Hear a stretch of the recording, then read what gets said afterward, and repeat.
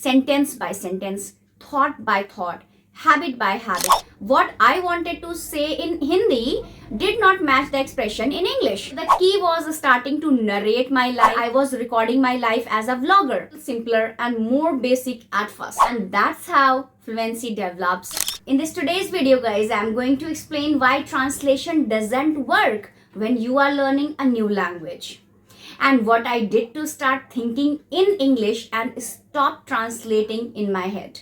Hi, my name is Shalima and welcome back to my another session of learning English. So guys, in today's video, I'm going to talk about how to stop translation in your head. And guys, let me tell you, almost everybody relies on translation at the beginning. And that's okay. We all need to start somewhere. But as we progress, we can start using better tools. And translation should become a thing of the past, because here is the problem. When it comes to actually producing the language, which is speaking and writing, translation is actually holding us back. Number one, it shows you down. Number two, it's not always accurate. Number three, it blocks your fluency. Number four, it stops you from thinking in English. Number five, it can cause more confusion and you end up making more mistakes. So if you are constantly translating directly from your native language, a lot of the time you are going to speak in a different style, in a different tone, which may get you perceived a little bit strange or sometimes misunderstood. So when you start thinking in English, instead of translating all the time, things get easier. Even though you might think they don't, you end up speaking faster and you understand quicker, and you don't end up stuck looking for the exact perfect words that you need from your native language. And it also makes your English sound more natural, because you are using real expressions instead of word for word translation. So here are three of the most important things that I did that helped me to stop translating from my native language and start thinking directly in English. So let me tell you, number one, guys, let me tell you, having an English teacher in my school, I was lucky to have that teacher in my school. She was having a great fluency in English. And yes, my English was very poor, very broken, but I had to do my best to explain myself in English, because if I spoke in Hindi, this is my native language, Hindi is my native language, so she would simply not understand.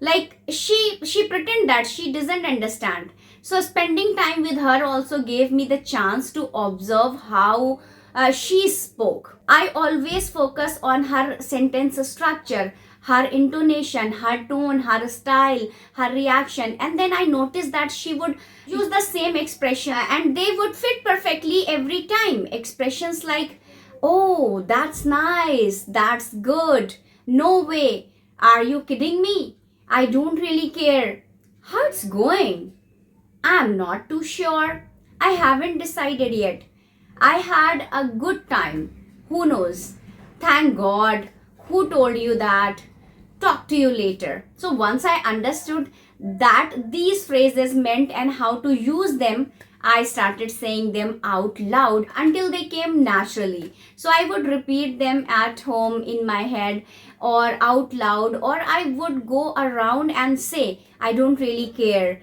how it's going, I haven't decided yet, until I liked how they sound, and by the time I needed them in a conversation, I didn't have to think, I didn't have to translate, I just had them ready to go. And guys, the more I did this, the more words and phrases I would pick up. And slowly I had to let go from this translation habit, because I realized that what I wanted to say in Hindi did not match the expression in English. So basically, conversing, that interacting and communicating with a native speaker made by my brain imitate what they do. And if you are thinking, okay, that's amazing for you guys, but where can I find a native English speaker or a teacher? well. Now guys, if I talk about how can I do the practice with native English speakers, no need to talk to native English speakers. You can download any free app. There are a lot of apps are there. Okay, so you can use ChatGPT. Many more are there. So you can just download it and do the practice with them. Okay, you can practice and ask them questions related to culture, small talk, and receive immediate guidance from them. And also they will give you the feedback. So you can select the you can select few questions every day and do the practice at least 5 to 10 minutes with AI. And I'm not going to tell you that you can just purchase the courses, or you can just take the paid things, right? You can just go for free, because there are many apps like Copilot, like ChatGPT. There are free apps available, and the voice mode available, so you can do the practice with them. All right, so you have your own AI tutor, professional tutor, or I can say teacher, that make learning more engaging and more fun. So you also get instant lesson notes and many more things that you want. So your main key points and vocabulary are served automatically, and you can review them after your after your conversation with AI. You can record them. So guys, nowadays nothing is impossible, right?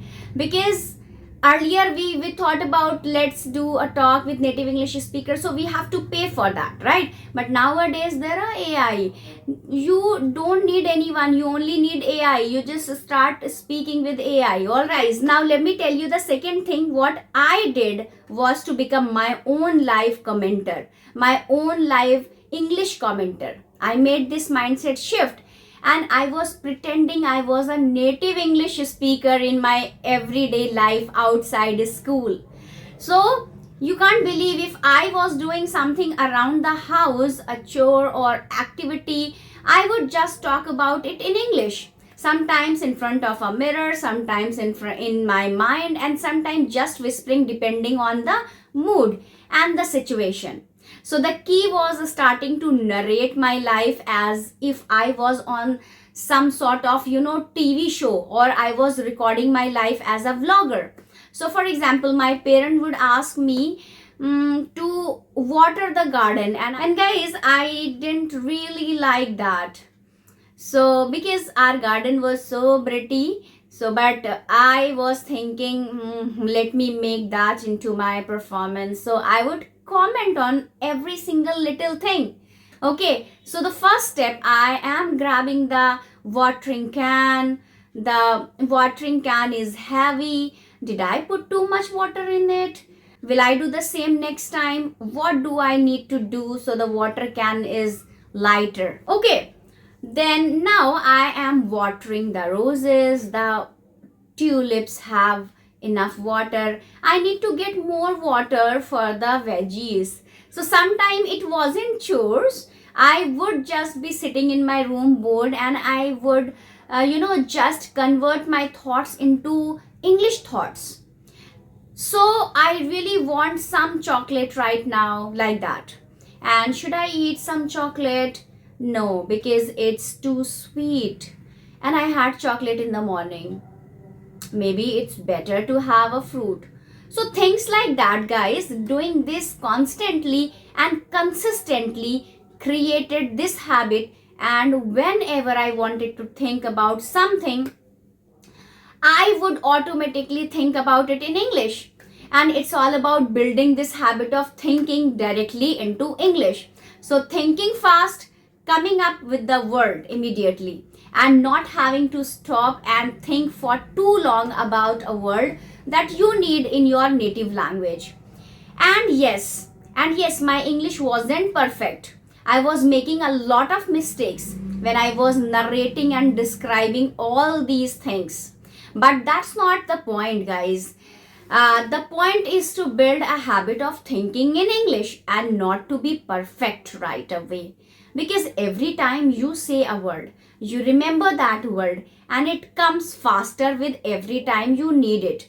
Same thing with expressions or idioms or anything, really little by little, guys. You stop needing to translate and you immediately have something to say it in English. And yes, there is a long adjustment period, right? Because at first your English is going to sound very basic, very simplistic. You are not going to like the way your thoughts sounding in English. You are going to think they are childish. They are kind of silly. And yes, you would sound so much smarter and more sophisticated and funnier in your native language, but that is a sacrifice. You have to make it, and at the beginning you have to let the frustration go. You have to stop comparing the two, because one is your native language and one is a foreign language, and you have to keep doing it anyway, because in time you will get better. Okay. And the third thing I did is what I like to call the Antrizi method. And this is another trick that I observed from the native English speakers. Sometimes they would struggle with vocabulary. Yes, they would forget word that they needed. And what they do is they don't stop and think and just interrupt the sentence or the conversation. They just continue describing that word in simpler words.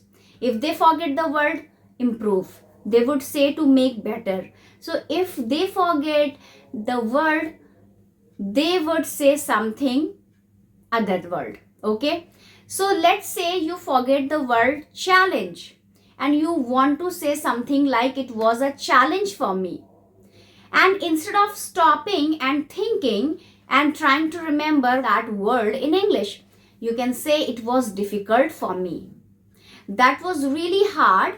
It wasn't easy. These little adjustments will keep your conversation going and will prevent you from freezing in the moment. And trust me, nobody is thinking. They should have used the word challenge instead. Okay, so people just want to communicate. So, thinking directly in English means rephrasing your sentences with the words you know.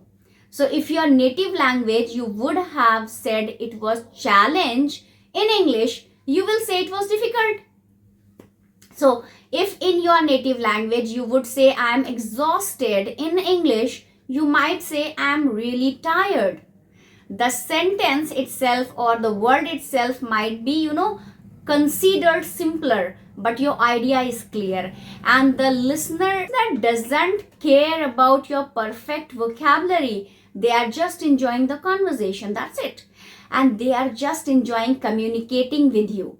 And you are the one overthinking, not them. So the key takeaway from this video are: number one, focus on communicating your ideas and not translating perfectly. Number two, accept that your English will simpler and more basic at first. And let's talk about three, embrace your mistakes and keep talking.